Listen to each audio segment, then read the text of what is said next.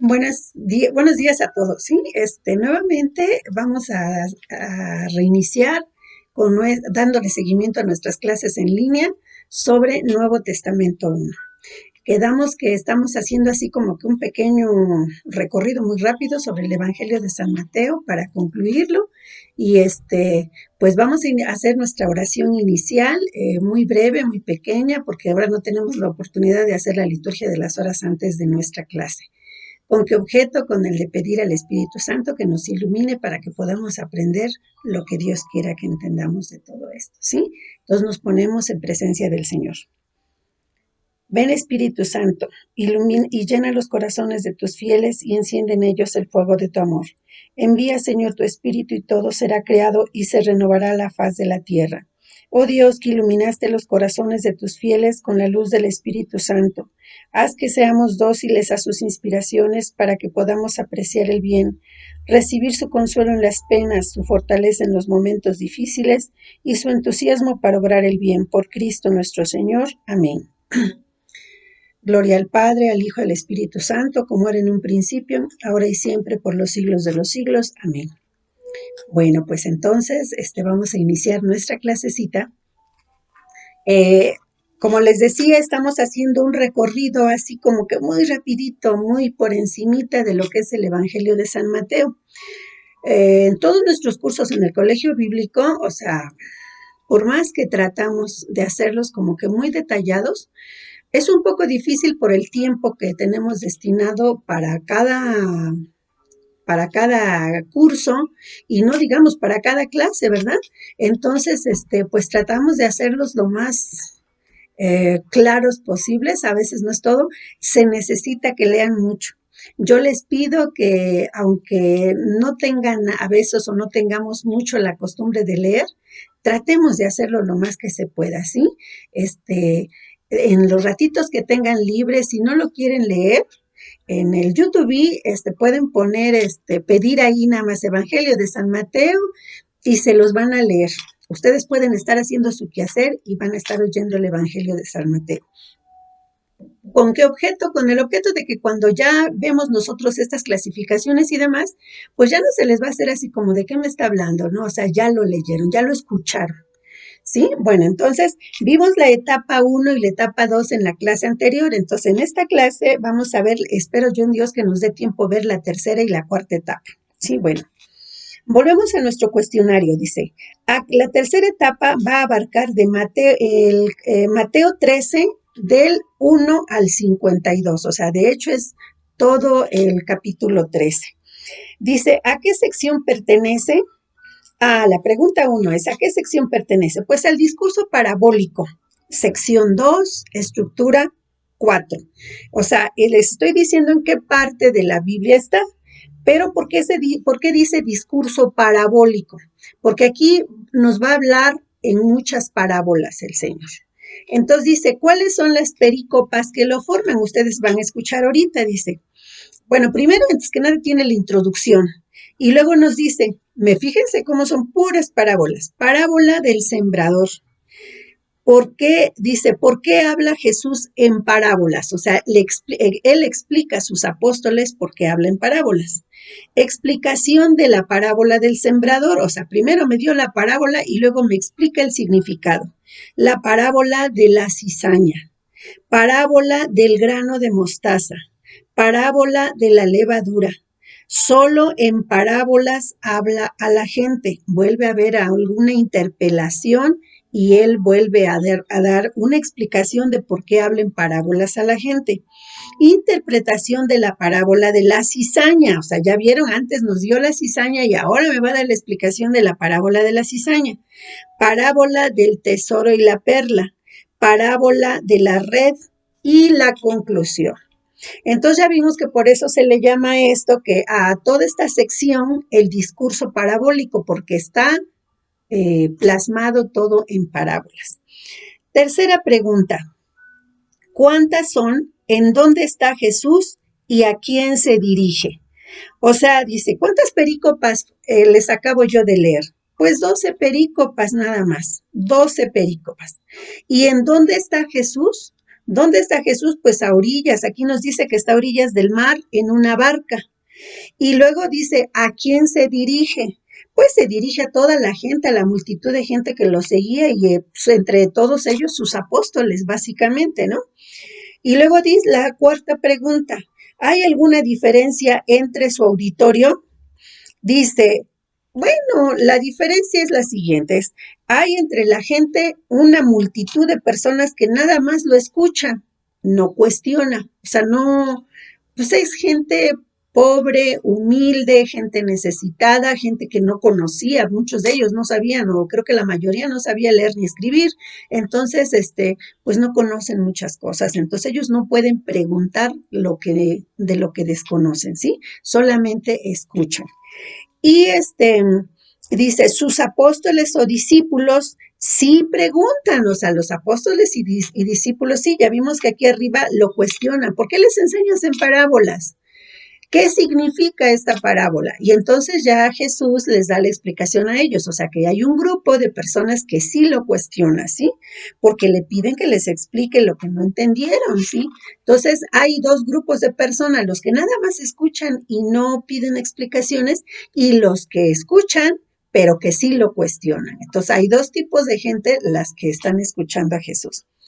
La pregunta 5. ¿Cuál es el tópico principal de todas estas parábolas? O sea, todas las parábolas que les leí hace rato, o sea, esa lista, ¿a qué se refieren básicamente? Al reino de los cielos. O sea, si ustedes se abocan a leer todo este capítulo, el capítulo 13, ahí se van a encontrar a leer todas estas parábolas que en todas está refiriéndose a cómo es el reino de los cielos. Él trata de explicarles y entonces se los compara. Ah, pues el reino de los cielos es como una perla, el reino de los cielos es como un tesoro que encuentras en una propiedad y que vendes todo para ir a comprarlo. El reino de los cielos es como el sembrador que viene y riega la semilla, o sea, en todos hay una semejanza, en todas estas parábolas, él está buscando que si no entendiste de una forma, vas a entender de otra. Pero con estos ejemplos o con estas parábolas que él nos da, él trata de hacernos ver cómo es el reino de los cielos, qué significa el reino de los cielos, qué vamos a ganar con el reino de los cielos. Entonces, todo está relacionado con el mensaje de Cristo, que se fue básicamente el venir a decirnos que el reino de los cielos ya estaba aquí en la tierra, ya había llegado a nosotros con su llegada. Bueno, proseguimos, dice, del reino de los cielos, en donde nos trata de explicar en qué consiste y a qué se parece, como les decía. Entonces ya vieron que con esto concluimos la tercera etapa. Vamos con la cuarta etapa.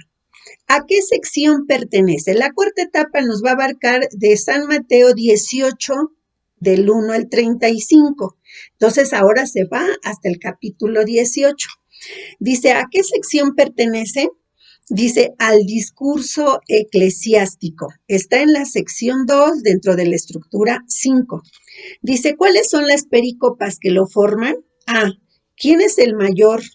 El escándalo, la oveja perdida, corrección fraterna, oración en común, perdón de las ofensas, parábola del siervo sin entrañas. Y de todas estas ya hemos escuchado en las misas dominicales que han sido explicadas por muchos sacerdotes de la manera más hermosa, ¿sí? Bueno, pues entonces proseguimos. ¿Dónde está Jesús? ¿A quién se dirige? ¿Dónde estaba Jesús cuando da este mensaje, este discurso eclesiástico? Podrían preguntar, así como el anterior decía, discurso parabólico, que era porque hablaba en puras parábolas, que es el discurso eclesiástico, ¿por qué se llama eclesiástico? Porque está dirigido a la iglesia. Está dirigido, eclesiástico viene de eclesia. Entonces, todas estas perícopas están dirigidas a la iglesia. Bueno, entonces seguimos. ¿Dónde estaba Jesús? En Cafarnaúm, camino a Jerusalén. Él iba camino a Jerusalén, pero se detiene en Cafarnaúm y es en la parte donde da todos estos, hace todas estas enseñanzas. Dice, ¿y a quién se las dirige? Pues a sus discípulos. O sea, en este caso no nos dice que estuviera dirigiéndose a toda la comunidad, a toda la multitud, a la gente. Dice, básicamente, estas las dirige a sus discípulos. Vamos mirando por qué hay una clasificación dentro de Mateo. O sea, Mateo puso en una parte las que estaban dirigidas a la multitud, a toda la gente. Hay otra pequeña parte donde está dirigida nada más a sus discípulos. Por eso dice aquí a la iglesia. ¿Por qué? Porque los discípulos son los que tenían que estar más preparados, porque son ellos los que luego van a hacer crecer a la iglesia, ¿sí? Cristo viene y la funda, prepara a sus discípulos y los deja al frente de esas enseñanzas que él dado, les deja a su cuidado todo lo que él deja enseñado para que luego ellos la hagan crecer en su comunidad. Entonces, ellos son los que van a fundar, no van a fundar, la iglesia la funda Cristo, pero ellos van a hacer crecerla y le van a dar seguimiento a la obra redentora de Cristo, a la obra misionera de Cristo, ¿sí? ¿Dónde está Jesús y a quién se dirige en Cafarnaúm y a sus discípulos? Pregunta 4. ¿A qué se refieren sus exigencias? Dice, al estilo de vida que ha de llevar la comunidad fundada por Jesús. O sea que son reglas de convivencia comunitaria y personal. Dice, pregunta 5. Dice, pregunta 5, ¿qué enseña? Bueno, ahora vamos a ver qué cosa es lo que les enseña, o sea, cuáles son esas reglas que les dio para que pudieran convivir bien en comunidad. Dice, 1, aceptar su puesto, no buscando grandeza, sino con la humildad y confianza de un niño. Otra enseñanza, hay de los que hacen caer a los indefensos e inocentes. Entonces, ya los empieza a limitar, o sea, tenemos que empezar a observar que esto es parte de lo que hacen nuestros sacerdotes. Somos responsables de cómo afectan nuestras acciones a nuestra comunidad. Ellos van a ser la cara de cada comunidad, la cabeza de cada comunidad. Entonces, lo que ellos hagan, como ellos vivan, como ellos actúen, se va a reflejar en su comunidad y son responsables de la forma en que viva su comunidad. Dice otra cosa que enseña. Hay que preocuparse de los extraviados, no quedándose solo con los que consideramos perfectos. O sea, ¿qué nos quiere decir con esto? O sea, que no nos vamos a quedar aquí sentaditos. En este caso, el pastor no se queda sentado esperando que las ovejitas no se vayan o que las ovejitas estén ahí a su alrededor. Si ve que algunas se está desviando, se están yendo por ahí, es parte de su deber ir y traerlas. ¿Qué nos dice Jesús? Yo soy el buen pastor, ¿verdad? Porque dejo a las 99, busco a la oveja que se me extravió y me siento dichoso cuando encuentro a la perdida, ¿verdad? Bueno, pues entonces es parte de lo que él les está enseñando a sus apóstoles aquí. Dice, hay que esforzarse por corregir al que está en error, pero si no se corrige, habrá que separarse de él. ¿Se acuerdan esa parte tan dura donde él nos dice? Cuando veas a que tu vecino o que alguien que tú conozcas se está portando mal, primero ve y dile, estás haciendo mal. No te hace caso, ve, busca un testigo, alguien que te acompañe y le vuelves a decir, estás haciendo mal. Y si no te hace caso, bueno, pues busca, dice la Biblia, a los ancianos. ¿Qué te está diciendo? Personas más sabias, personas con más experiencia, que te acompañen para señalarle dónde se está equivocando.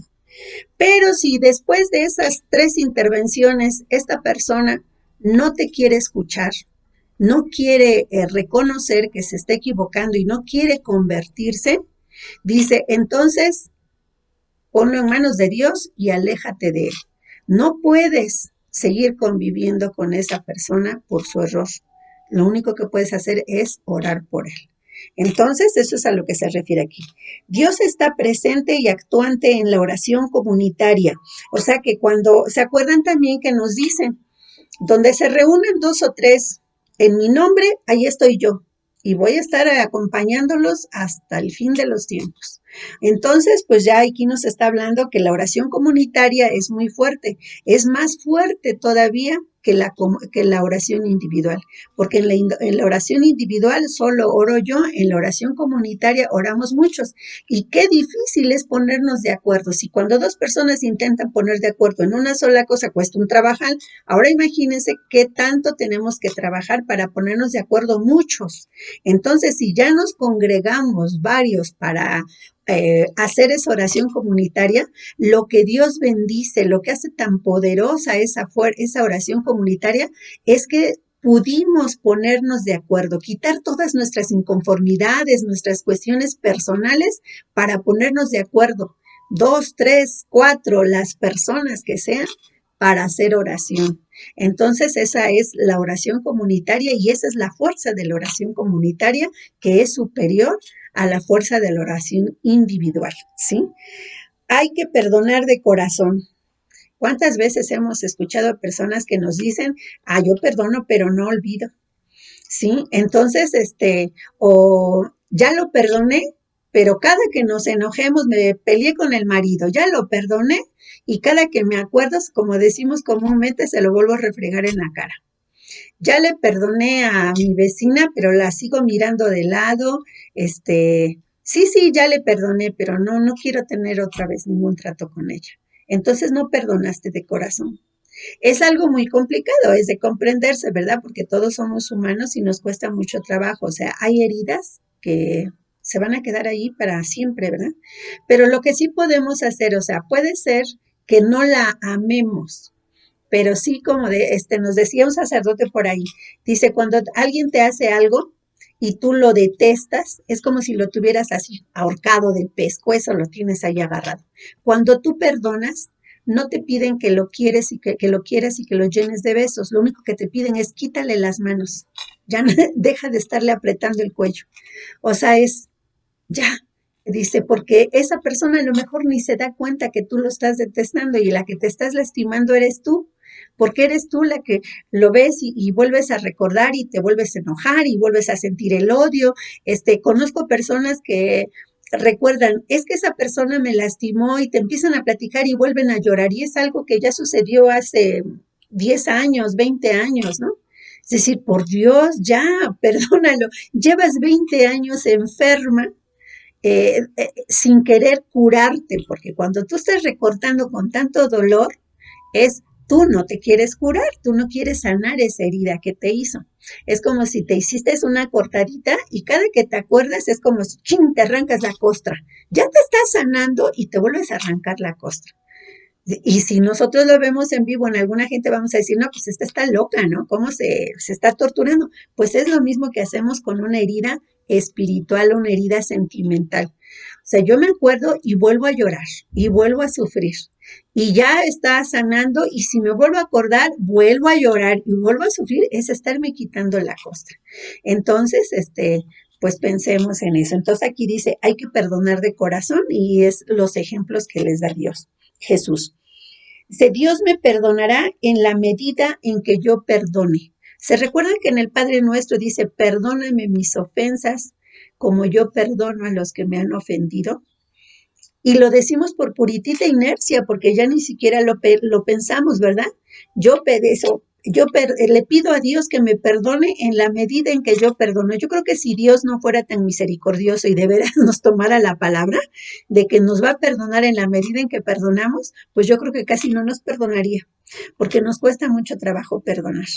Es muy difícil que nosotros perdonemos a las personas que nos lastiman. Y dependiendo del grado en que nos lastiman, es la posibilidad de que yo lo perdone.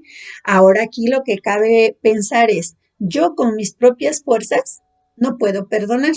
Es verdad, porque yo soy humano, no puedo perdonar con mis propias fuerzas, pero con el apoyo de Dios, con la oración, voy a tener la fortaleza para sanar esa herida y perdonar. ¿Al grado de qué? De que ya no me importen. O sea, volvemos a lo mismo, probablemente no llegue yo al grado de que llegue yo a ir y que encuentre yo a esa persona y la llene yo de abrazos y le diga yo te quiero mucho, no, pero por lo menos ya lo voy a ver a esa persona sin que me hiera, sin que me lastime.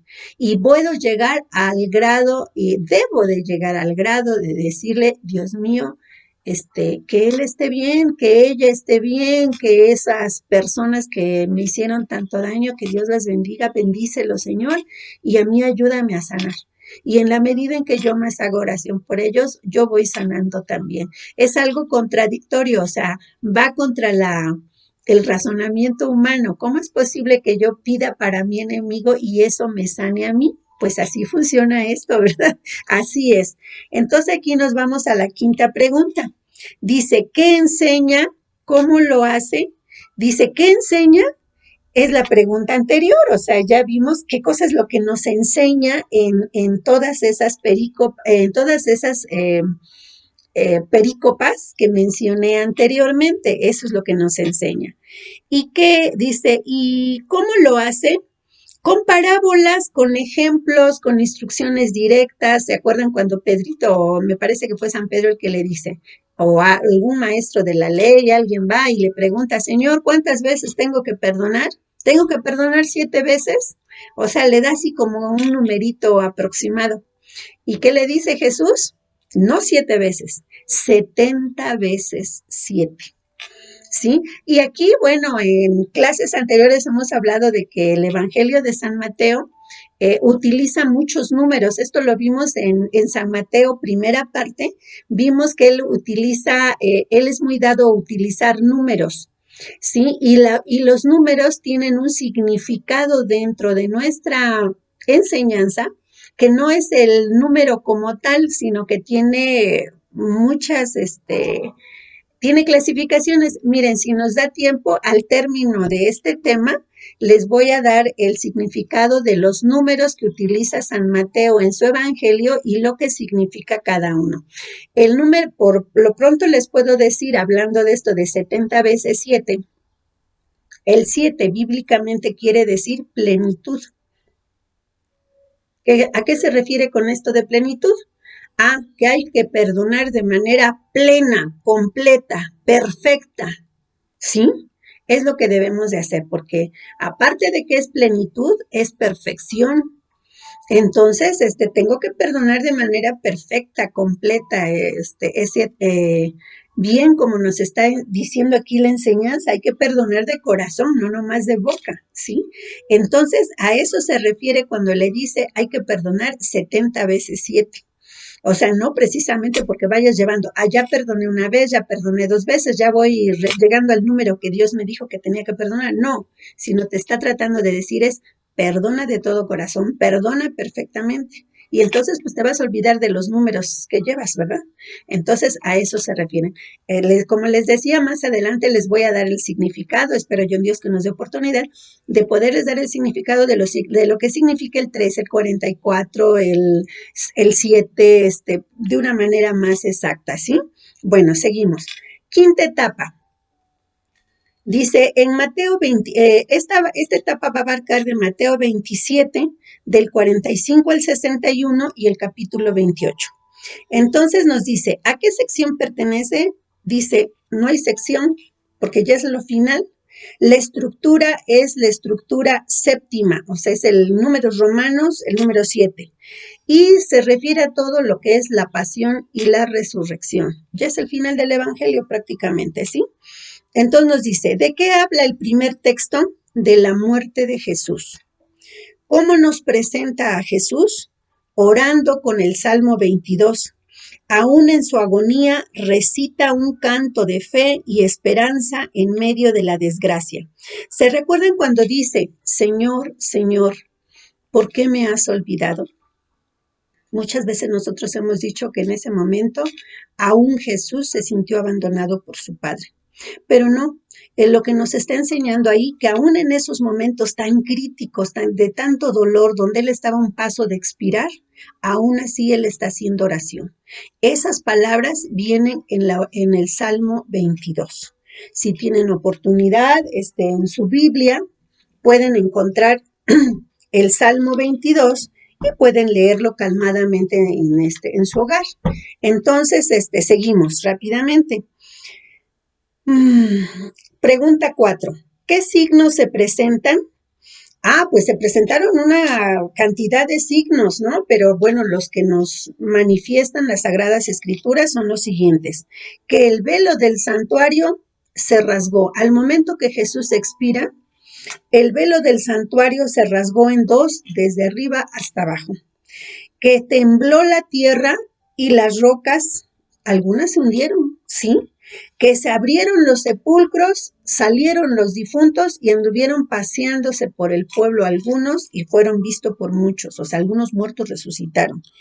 Que hubo un terremoto, un temblor que sacudió y que por todos los confines del mundo se habló de un terremoto que había sucedido, que muchos no le hallaban explicación, pero lo hubo, ¿sí? Pues ya vemos como entre los signos que dejan plasmadas las escrituras fueron signos muy importantes, ¿sí? ¿Qué título recibe Jesús? ¿Se acuerdan que el centurión o la persona que estaba allí en el momento de la crucifixión, él dice, en verdad, este era el Hijo de Dios? O sea, al ver todo eso que está sucediendo, que se oscureció la tierra, que cayó una tormenta, que tembló la tierra, él no vio el velo del templo, ¿verdad? Pero nada más con eso que vio, que dijo, verdaderamente este hombre era un inocente, era el Hijo de Dios. Entonces ahí es donde se empieza a proclamar la fe, en este caso de esta persona, ¿no? Pero no nada más él lo ha de haber pensado, él lo proclamó a viva voz, pero hubo muchas personas que seguramente que pensaron lo mismo, ¿no? Seguramente esta verdaderamente era el Hijo de Dios. ¿Qué narra el segundo texto? La resurrección y las últimas instrucciones a sus discípulos. O sea, ya muere Jesús, es sepultado y luego resucita. Y después de que resucita, se les aparece a sus discípulos en varias ocasiones. O sea, aquí nos constatan algunas nada más, pero él se estuvo apareciendo a sus apóstoles en diferentes circunstancias, en diferente forma, que también es algo de asombrarse. La mayoría de las veces ellos no lo reconocían a la primera, ¿verdad? Tardaban para darse cuenta de él hasta que de alguna manera percibían que era él. En otra ocasión que tengamos un poquito de más tiempo, porque por este medio electrónico a mí me entra la angustia de hacer pláticas muy extensas, ¿sí? Bueno, en otra ocasión habrá que les platique por qué razón no, o sea, qué nos explican algunos sacerdotes de por qué ellos no los reconocían muchas veces. Por ejemplo, en el pasaje de Maús, nomás lo que les puedo decir ahí, que es el que más comúnmente nos hablan, es donde nos dicen que cuando estamos en grandes preocupaciones, cuando estamos en la tristeza, atribulados, es difícil ver el rostro del Señor. Entonces tenemos que quitarnos las preocupaciones, tenemos que depositarlas a los pies del Señor para poder reconocerlo en dónde está, para poder ver en dónde está. ¿Quién es el que me está visitando? ¿Sí? Bueno, entonces eso será motivo de otra ocasión, ¿sí? Dice, ¿cómo se presenta Jesús? Pues resucitado, ya se les presenta, se recuerdan que llega y les enseña, lo primero que les enseña, las heridas, y a Tomás, que era el más escéptico, ¿no? Si no meto mi mano en su costado, si no meto mis dedos en los hoyos de los clavos, no voy a creer. Y así somos nosotros muchas veces, ¿sí? Como decimos como Santo Tomás, yo necesito ver para que yo crea. Y nos vamos a quedar muchas veces como muchos judíos que no creyeron en él porque no vieron, ¿sí? Y no creyeron, pero a veces no creemos no porque queramos ver con los ojos de la carne, sino porque no sabemos ver con los ojos del corazón. Bueno, entonces dice, ¿cómo se presenta Jesús? Pues resucitado. ¿Y a quiénes se les presenta? Al primerito, a las mujeres, ¿sí? Y lo saluda. También eso es, hijo, hay una bola de cosas grandiosas en la Biblia. ¿Por qué? Nosotros nos preguntaríamos, ¿por qué se les presenta primero a las mujeres? Pues bien fácil, porque se recuerdan que Jesús viene y él se trata de ir siempre a los más desprotegidos. Y en esa época, las mujeres pues casi no contábamos. Las mujeres, igual que los niños, éramos los más denigrados. O sea, valían más una posesión material, una tierra, algo, lo que fuera, que una mujer. Los niños eran algo como ruidosos, inútiles, comían y no generaban nada. Ya eran bien vistos hasta que ya empezaban a trabajar, hasta que ya eran adultos, que ya tenían una personalidad de importancia dentro del mundo judío. Entonces, por eso vemos cómo Jesús siempre trata en todas las cosas de exaltar a aquellas personas que eran más rechazadas.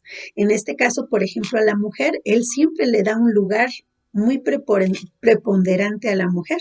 Y en este caso es a las mujeres a las primeras que se les presenta, como para que vieran los varones que las mujeres valían tanto como ellos, ¿sí? Bueno, entonces dice, primero a las mujeres y la saluda, y después a sus discípulos en Galilea. ¿A quiénes? ¿A quiénes se les presentó y qué ordena? Bueno, ya vimos que a las mujeres y a sus discípulos. ¿Y qué les ordena? Que hagan discípulos a todas las gentes. O sea, esas son las últimas instrucciones que les da antes de irse. Dice, que hagan discípulos a todas las gentes, que los bauticen en el nombre del Padre, del Hijo y del Espíritu Santo, y que les enseñen todo lo que Él les mandó. O sea, lo mismo que yo te enseñé, como yo te lo enseñé, ve y enséñaselos a los demás. Entonces, pues ya vimos que en la quinta etapa con esto terminamos. Luego dice el punto 5, que es la afirmación del conocimiento, tiene un cuestionario allí, es el último que vamos a ver. Dice, pregunta 1, ¿cuáles son las 5 secciones o etapas que nos presenta la estructura del Evangelio de Mateo? Son las 5 que acabamos de revisar ahorita, se las leo. Primera, ha llegado el reino de Dios. Segunda, Jesús envía a sus discípulos a predicar. Tercera, la opción decisiva ante la predicación del reino. O sea, yo ya te vine y te expliqué qué es el reino. Ahora tú toma tu decisión. ¿Quieres entrar a ese reino? ¿Quieres luchar por ese reino o te quieres quedar en la comodidad de donde estás? La cuarta, el reino de Dios pasa del pueblo judío a toda la iglesia. O sea, ya vimos la parábola o nos acordamos de esa parábola donde el Señor va a celebrar las bodas de su hijo, un señor va a celebrar las bodas de su hijo, el rey, y manda a todos, a invitar a todos, y luego resulta que todos le dan 1000 excusas para no ir a la fiesta. Y finalmente, enojado, el rey dice, bueno, no hay problema, salgan a las calles y a los que encuentren, tráiganlos para acá, que vengan a festejar la fiesta. Bueno, ¿qué nos está dando a entender con eso? Que todos a los que había invitado lo rechazaron. ¿Quiénes eran? Los judíos, están representando a los judíos. Llegó para ellos eran los invitados principales, pero ellos le dieron 1000 pretextos, no quisieron seguirlo. Entonces, por eso manda a los que encuentren, tráiganlos a mi fiesta. Pero de que mi hijo se va a casar y de que van a festejar con mi hijo, va a tener su fiesta. Y entonces ahí entramos todos los gentiles, todos los que no éramos judíos. Sí, los paganos y todos los demás, o sea, ellos son los que son invitados y entran a la casa del Señor. Bueno, pues ya están ahí en la fiesta, ya están, y luego nos llevamos la sorpresota de que se ve a uno que dice, no tenía el vestido de fiesta. ¿Qué quiere decir? Uno dijera, ¿por qué fue tan malo que lo mandó que lo sacaran? Que no lo dejó estar en la fiesta, pues a lo mejor no tenía para comprarse el vestido, un vestido de fiesta. No se refiere al vestido material, se refiere a que había alguien que no iba con las condiciones, que no creía, que iba no dispuesto a comer a gusto, a escuchar al Señor, a alabar al Señor, ¿sí? Y de eso nos vamos a encontrar infinidad de gente, o sea, Él trae la fiesta, le quiere dar de comer a todos, pero hay algunos que no aceptan o que quieren comer de contrabando, como decimos, ¿no? Que quieren, que van, o sea, me he llevado la sorpresa de conocer a gente que sea por ignorancia o por maldad, ¿sí? No se confiesan, tienen años de no confesarse, pero en una fiesta van y comulgan en la Santa Eucaristía, ¿sí? No llevan el vestido apropiado para estar en ese banquete, en esa fiesta, pero así lo hacen. Entonces, pensemos en lo que Dios hace en esta perícopa donde nos narra esa parábola, ¿sí? Dice, el reino de Dios pasa del pueblo judío a la iglesia. Quinta, inauguración del reino de Dios en el misterio pascual. ¿Sí? Entonces dice, eso es lo que nos presenta la quinta etapa, cómo es toda la Pascua del Señor, y en esa Pascua se empieza a revelar el reino de Dios. ¿En cuál está el discurso parabólico? Es la segunda pregunta. ¿En cuál está el discurso parabólico? En la tercera etapa. ¿Se recuerdan? Que ya hasta les expliqué porque están puras parábolas. Dice, ese es cuando les está presentando la opción decisiva ante la predicación del reino. O sea, cuando habla, por ejemplo, de la parábola del sembrador, ¿se acuerdan que ese está en la tercera etapa?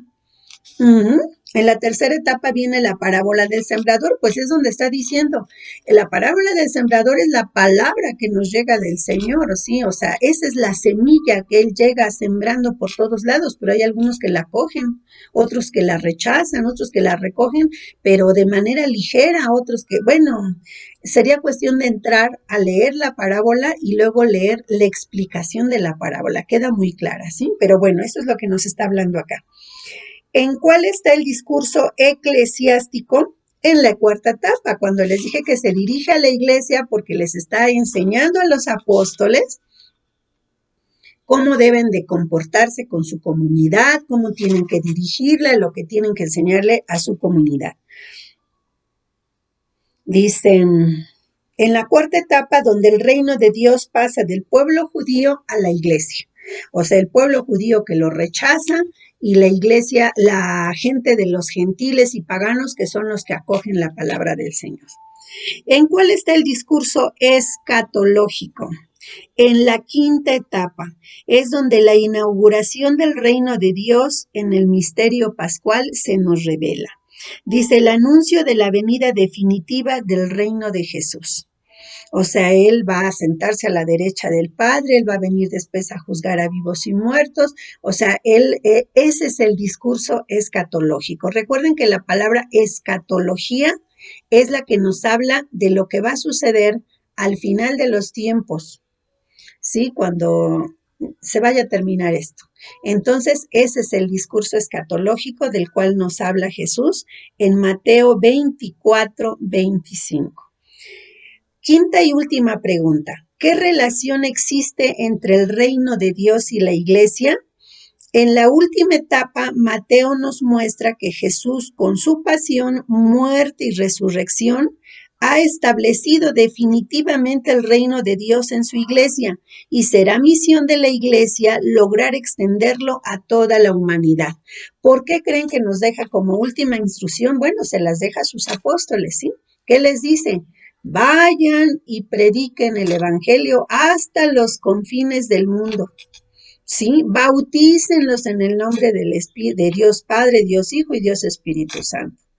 ¿Sí? Entonces, ya está ahí dándonos una misión que nosotros como laicos, obviamente está dirigida básicamente a los apóstoles, ¿sí? Pero recordemos que nosotros por el bautismo somos que profetas, apóstoles y reyes. Entonces, al ser apóstoles, también tenemos la función de llevar el evangelio a los demás.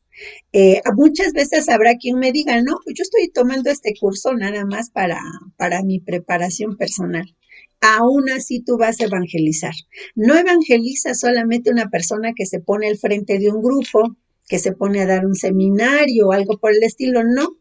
Predicamos más con el ejemplo y ese tipo de predicación es el que más cuenta. Recordemos que nos decía San Pablo, yo te puedo mostrar mi fe a través de mis acciones de vida, pero con palabras tú no me puedes demostrar tu fe. Entonces, ¿qué es más importante? Dar testimonio del Evangelio, de que acogimos la palabra del Señor con nuestra vida. ¿Sí? De nada me va a servir de dar bellos discursos, unas pláticas maravillosas, si con mi vida yo no estoy testimoniando lo que estoy diciendo, ¿verdad? Entonces, con mi vida tengo que dar testimonio del Evangelio. Con mi vida estoy evangelizando, por principio de cuentas a mi familia, porque mi familia es la primera que al ver los cambios que va obrando Dios en mí, entonces se van dando cuenta. Y quien no quiera verlos, bueno, pues ya es que tiene el corazón muy duro o Dios a veces tiene proyectos para cada persona. Vamos a acoger la fe cuando Dios nos encuentra. Y el lugar donde nos puede encontrar, la distancia a la que nos puede encontrar, varía dependiendo de nosotros, no de Él, ¿eh? ¿Sí? Él siempre está puesto para llegar a nosotros. A la misma distancia de todos está Cristo. Somos nosotros los que determinamos si nos acercamos a Él o nos alejamos. Lo vemos que Él se acerca y me alejo más. O lo vemos que Él se acerca y salgo a su encuentro. Bueno, pues con esto concluimos nuestro tema de hoy. Con esto concluimos el Evangelio de San Mateo para empezar la próxima clase con el Evangelio de San Lucas. Entonces, para no estar titubeando con lo que vamos a estudiar, yo les voy a pedir que por favor se vayan al tema 7 de nuestro texto, página 89, y me empiecen a contestar las preguntas. No quiero que contesten todas las preguntas que están acá, excepto las que están, les digo las que están. En la página 99, por favor, contésteme todas esas preguntas. Está, dice texto 1, texto 2, texto 3, texto 4. En la página 99 y luego las que dicen afirmación del conocimiento en el texto, en el punto 5. Está en la página 100. Vuelvo a repetir, tarea para la próxima semana. El cuestionario de la página 99 y el cuestionario del punto 5 que dice está en la página 100. El cuestionario de la página 99 está en 1, 2, 3, 4 bloquecitos. ¿Sí? El bloque 1 y 2 es de 4 preguntas, el texto 3 es de 6 preguntas y el texto 4 es solo de 3 preguntas. Y la afirmación del conocimiento es de 6 preguntas. Y yo espero que en la próxima clase pues tengamos el tiempo así de platicar, si no lo veremos también en 2 clases como en esta ocasión. Ya vimos que por este medio no nos vamos a seguir atrasando para que vayamos muy al día. Si ustedes se dan cuenta, ya vamos rebasando la mitad de nuestro texto. Entonces pronto nos vamos a poner al corriente y pues que Dios nos acompañe. Hacemos una pequeña oración de despedida a la Virgen Santísima, la llena del Espíritu Santo, para que nos siga iluminando para poder seguir con entusiasmo nuestras clases, ¿sí? Contigo voy, Virgen pura, y en tu poder voy confiada, pues yendo de ti amparada, mi alma volverá segura. Dulce Madre, no te alejes, tu vista de mí no apartes, ven conmigo a todas partes y nunca solo me dejes. Ya que me proteges tanto como verdadera Madre, haz que me bendiga el Padre, el Hijo, el Espíritu Santo. Amén. Pues que tengan excelente semana, ¿eh? Entonces, para la semana próxima, yo espero que el lunes, el martes a más tardar, estoy poniéndoles el video de la clase próxima, que va a ser el tema 7, el Evangelio de San Lucas. ¿Sí? Sí, exactamente. El Evangelio de San Lucas y Hechos de los Apóstoles, primera parte. Entonces, pues que tengan excelente semana. Que Dios los bendiga a todos.